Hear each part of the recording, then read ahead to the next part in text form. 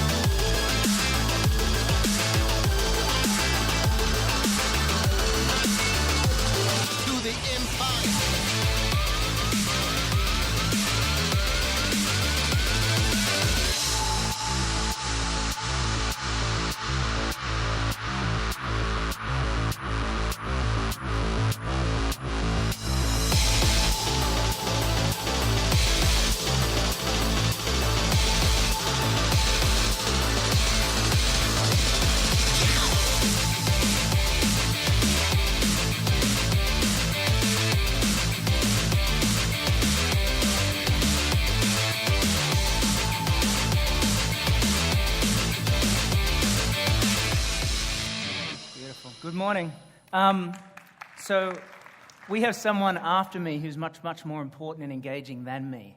So I'm going to get through it really quickly, but I'm going to kick off with just two observations. Number one, someone down the front here took a photo of iflix 115 no's. So I want the hashtag wild digital, and I want that to be, that's the one thing coming out of this speech. It is true. The second thing is, if you ever do get the chance to sleep with Patrick repeatedly, night after night, it is a beautiful, beautiful experience. I want to start and just talk about history, just to kind of level set us about where we are today, what that momentum looks like. So I'm a failed Catholic, and so I bring with me all the Catholic guilt that goes with that. If you've ever been to the Vatican, this is a photo taken from the very, very back of the Vatican. It's an extraordinary building, and on every major Catholic event, people just pile in to it. And so 2005, the benediction of Pope Benedict, very iconic photo. And this is the same photo in 2013 at the benediction of Pope Francis. And this is an image that I have been using in every presentation for years, because I think it just captures so deeply the fundamental change of the technology that's going on in our lives. So that's one moment in history, 2013. Here's another moment in history going back a little bit, May 1997. All right, so the guy on the left is a guy called Garry Kasparov, one of the greatest human minds to ever exist, the world chess champion at the time. The guy on the right is not playing chess. He's manning a little computer. But that computer is not that one. It's a computer basically the size of this room, and it's called IBM Deep Blue. And I remember this moment, May 1997, this deep despair for humanity, because it was the first time that computers had beat one of the great human minds. And this was the moment when we started predicting that by 2030, we'd all be taken over by machines. There would be the great singularity. And the scary thing is that IBM Deep Blue, that computer the size of a room, now has the same computing processing power as the iPhone 4S, or about half the computing processing power of a Samsung S8. So, moments in history. 2013, this iconic moment which captured what it meant for mature, rich countries to finally have what is a supercomputer in their hands, and what does it mean for society. And everyone missed the other great moment, is when that great Catholic Pope traveled to the other side of the world, a country which honestly most large global companies couldn't recognize on a map. They don't care about the 100 million people there or the 75 million smartphones in the country. But what you see from every angle is that transformation that has gone on in society is exactly the same in emerging markets as it is in the mature markets. And so here's a map of GDP growth over the next 20 to 30 years. Basically, the easiest way to summarize it is all mature markets are flat, and 100% of economic growth comes out of emerging markets in the next 30 years. The middle class, which has been the core economic driver of all of our business generation, ends up basically going from a Western Europe and a North American phenomena to becoming an emerging market phenomena. So from an investment point of view, and then when you look at companies in the Fortune 500, it goes from 5% of them being from emerging markets to 46%, right? Almost half of the entire Fortune 500 companies in our working lifetimes are going to come from emerging markets. The other way to look at it is in that same time period, there's about 7,000 new companies that will earn about $1 billion of revenue. iflix is not one of them yet. 70% of those new companies come from emerging markets. So that's all we care about. Our vision is to wake up every day. We have 700 people who wake up every day and think about revolutionizing the entertainment experience for people in emerging markets. And we've aggregated now 32,000 hours of content. It's over 1,700 television series. It's now 4,000 movies. We built a service that can stream content consistently on a 3G device. It has personalization and recommendations that actually are suited to the local communities that we're in. We censor, we curate content for every single market. All of it can be watched offline, and all of it is for the price of a single pirated DVD. That's iflix. When our investors try to describe what iflix is, this is what they usually say. It's kind of like Netflix. And one of the things I love about being in Southeast Asia is you've got to get used to the word clone. You have to be a something clone. So what I want you to do, just go through this exercise. Every company you see for the whole day, just add the word clone. They're an Amazon clone. Lazada's not a real company. It's just an Amazon clone. Gojek's not a real company. It's just an Uber clone. And iflix was easy because it's just a Netflix clone. And the theory was, I think, that you have Netflix goes to Asia, falls in love, meets one of the local media businesses, starts to understand what the local media kind of environment is like, and you have this little baby that emerges, right? And that baby is just like Netflix. But the bit that I think people in mature markets don't get is that if you live and grow up here every day, you start thinking about very local scenarios and very local contexts.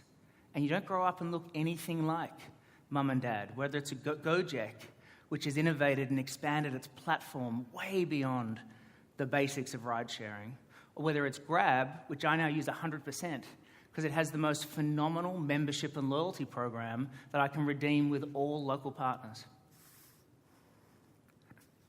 So I used to work at Microsoft, and our theory then, in fact, I met some of you in that context. And like all people who work for big multinational companies, I relied on my business card to get in the door.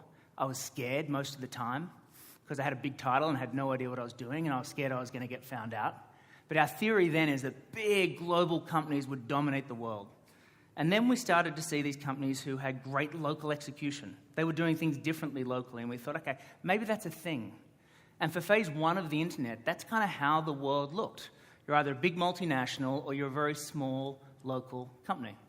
Our sense is actually we moved into a completely different phase, that there is now a category of value creation where we're bringing world-class technology, world-class teams, executed very, very locally everywhere, absolutely everywhere. So when we look at the emerging market middle class, forget India, forget China, the rest of the emerging markets, 1.3 billion people have the capacity to buy premium content over the next 3 years. No matter how you look at the addressable market, whether you're ambitious and you look at the Australian rates and assume it's going to be 75% of people, or you're conservative and you think it's even worse than Latin America and it's only 20, you end up with a market opportunity of somewhere between $8 and $10 billion a year. So we're trying to build the first global emerging markets media business. We now have over 700 people in 27 cities across the world. We have 4 engineering hubs because, man, it is tough to get great engineers. Indonesia specifically. This is our number one market without a doubt. 260 million people, 132 million internet users. It's grown 50% since January 16. What I love about Indonesia is you can't rely on any single bit of data, except all you know is that it's really, really big, and there's a lot of smartphones, somewhere between 80 and 100 million, depending how you look at it. And then when you look over the next 10 to 15 years, the middle class, just in this country, is about 90 million people who have disposable income for the first time. So iflix is now at 6.1 million accounts. We're streaming about 74 years of content a day, and Indonesia has been the absolute powerhouse behind that success. Because we're in an interesting world, right? So on the left-hand side is a graph which shows you what's going on in the media industry. Movie production is exploding. Television production is exploding. The volume of high-quality production has doubled just in the last 4 years. So we're in a golden age of TV.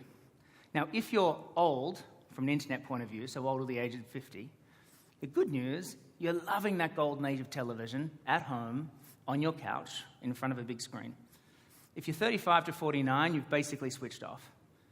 If you're under the age of 35, you don't watch television anymore. If you're under the age of 30, you're done. If you're under the age of 20, you basically don't know what a channel is anymore. So look at your kids, look at your teenagers. The mobile device has become the heart of their experience. And in Indonesia, none of the traditional free-to-air companies will tell you this. The average age is 28, and that downward slope looks even worse than this American one. And why? Because most of viewing of entertainment and television content is shifting towards the mobile device. So this is a study of 15 markets that was released last week. It's an amazing report put out by Ericsson, and it's tracking year after year the shift of consumption to that supercomputer that we have in our hands. And this includes the UK, it includes the US. And so if you look at a market like Indonesia or the Philippines, where you can't get great data, our sense is that already over 50% of consumption in Indonesia is already on a mobile device. So when we started the business, Patrick and I, on the first of our sleeping together stints, spent a whole bunch of time going to the US and trying to convince them that they needed to think differently and give us a set of technology rights and content windows that could build a great service. And we spent a lot of money on award-winning shows. We got a lot of no's, and we pushed and we pushed. And over 18 months, finally convinced every single Western studio in the world to give us content for the service. We spent a lot of money, and actually what's fascinating is it doesn't have that much of an impact. We use titles like this because most Western investors recognize them, so it feels familiar. But actually, this is not what drives growth. There's a little bit of kids, which does really well. Korean is a phenomenon which I don't fully understand. In fact, I don't understand at all. Do you know the number one pirated DVD in Ghana? Ghana is Legends of the Blue Sea. A Korean title. There is no geopolitical connection. There's no military history. The two have no trade. But the number one pirated DVD in Ghana is a Korean title that has never been distributed. Why? Because we have this amazing culture now, which is becoming global. And so it's local. It's niches like anime and horror, which people are now starting to binge at a level that we've never seen before. In Indonesia, people are watching about 2 to 2.5 times a week, depending on the segment, an average of 2.5 hours per viewing session. 80% of it is on a mobile device. We launched a thing we call Channels Reimagined. So iflix, 6 weeks ago, became the official home of Disney in a digital environment for the first time. So all those extraordinary brands, whether it's Marvel, whether it's Pixar, for the first time Star Wars has come to a digital environment. You can now today, 30 days of free iflix, you can binge from the very beginning of the entire Star Wars history. Your kids can go from everything from Frozen to Cinderella to every single one of the amazing Pixar titles. And yet coming back to this point, world-class technology business but executed locally, it's none of those titles that are really driving success. It's about having local celebrities that curate the content and recommend playlists and titles. It's around having local sports on the platform that generates 10 times the consumption of any individual Indonesian movie. It's around local actual original productions that we're creating using local stars, local themes, and local language. And it is local movies that are the 6 of the top 10 titles in Indonesia are all local movies. So I'm going to shamelessly use today the premise of Wild Digital to actually make an announcement. And I want to introduce someone to the stage who is the COO of a group called Screenplay. Basically, all the most amazing movies in Indonesia over the last 4 to 5 years come from one company.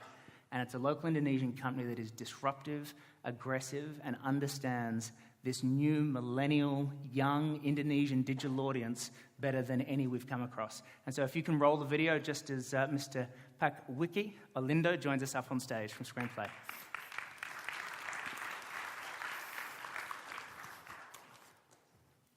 play as he walks on. Go. Ceraikan dia buat aku. Dan sekarang aku akan pergi. Kenapa Tuhan nyiptain hati kalau cuma buat dipatahin kayak gini? Kamu sebenarnya siapa? Kadang lo kelihatan lo selalu ceria. Kenapa begitu cepat kamu ambil dia dari aku, Tuhan? Aku pikir kamu bakal bilang I love you. Ayah kamu menjelangku. Kadang sesuatu yang gak kita lihat itu belum tentu gak ada. Yeay, akhirnya kita liburan. Dia selalu membuatku tersenyum. Tanpa seizin kamu, rindunya hanya benang.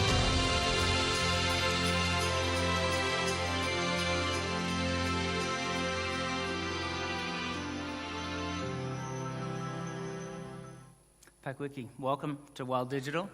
And do you have a microphone there? So, man, just give us a 30-second story as an entrepreneur in the entertainment industry.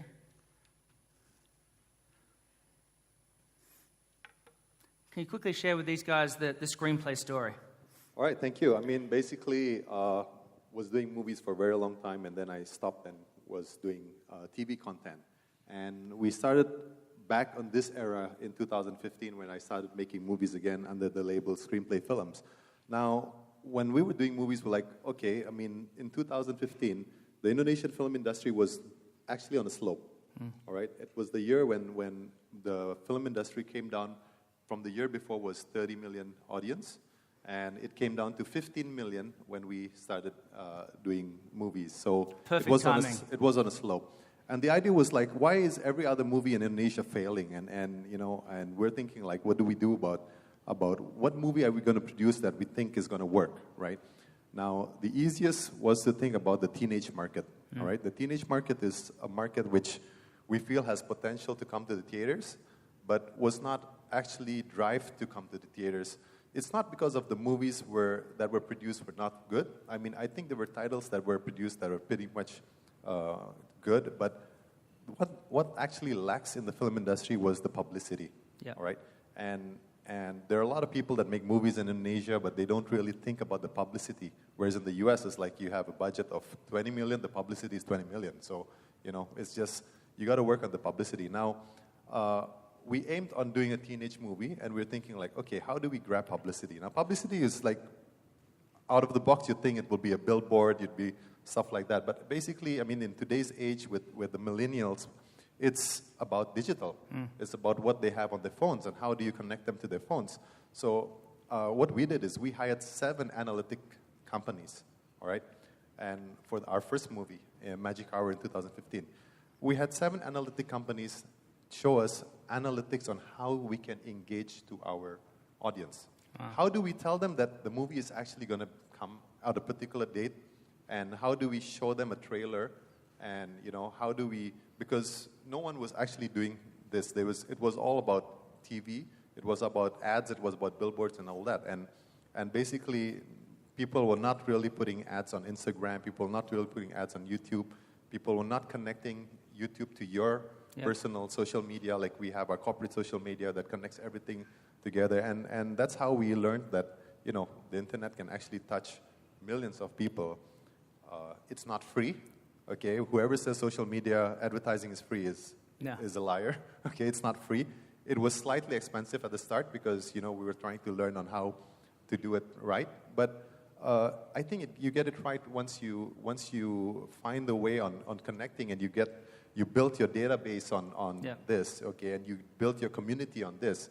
And that's how you can engage. So every other movie that we do, I mean, we have a big social media following, and the moment we launch something, it's like we launch it digitally, we launch it physically because we do all the mall launches and all that. And then, I mean, Screenplay is also a partner with media companies, so we have a network that is our actually partner, and we put ads on TV. So this is how we actually publicize the movie. Now, people actually would know when a Screenplay title is coming on the screens, which is important because, yes, the movie has to be good. That's how word of mouth is something that is the most important part of filmmaking. But the other part is like people need to know when the movie is coming out. And I feel that is slightly a problem for some companies in Indonesia that can produce good movies, but the communication of getting it out there is So you still a guys have problem. basically become a digital business that happens to produce movies. And Yeah. so these guys, just to put in perspective, have set most of the major records in the Indonesian entertainment industry, including being the first major film sale of a feature film to a global internet player, Netflix. And our goal is to stop that ever happening again, but it's the most successful, I think, international distribution of an Indonesian film, certainly in this generation. Yeah. And now pivoting way beyond the tween market to move into much more mass market, high-end feature films. Yes, right? so basically after we did a few teen titles, which were like quite phenomenally successful for Indonesia, the next was like thinking of titles from Indonesia that can travel globally. And I mean, it's something like when you talk about clones, all right? I mean, Indonesia saw phenomenal success on a title called The Raid. Yep. The Raid like changed the way people watch action movies. It was something where until now has cult followers in America and all over Europe. So, and Indonesia has the star from The Raid, Iko Uwais, who's actually right now currently when we're talking filming with Mark Wahlberg in the U.S. You know, he's a main lead in a movie with Peter Berg directing. Yeah. So, Iko Uwais is an Indonesian action star who was popularized by The Raid, and basically after The Raid, no one did anything anymore. So we did a movie with him called Headshot. Now, Headshot was it was a movie which we were hesitant to do because we didn't know how we're going to fund it and how we're going to distribute it and all that. But then we tried to take a chance. We took a chance on it, like, let's invest on this one and see how it goes. And we got Headshot into Toronto Film Festival, Yep. and we brought it to AFM, and we got Netflix to actually acquire it for the global licensing on SWOT, and we got it distributed to 144 countries around the world. Amazing, man. Theatrical and video rights. So Headshot did pretty well for us in the global market. So it was an Indonesian movie that was traveling, and because it was in Toronto Film Festival, we had a meeting with the other big boys, in Toronto, and they commissioned us to do our first Netflix original from Indonesia. So The Night Comes Service is going to come out next year, which is the first Netflix original from Awesome, man. Indonesia. So Amazing.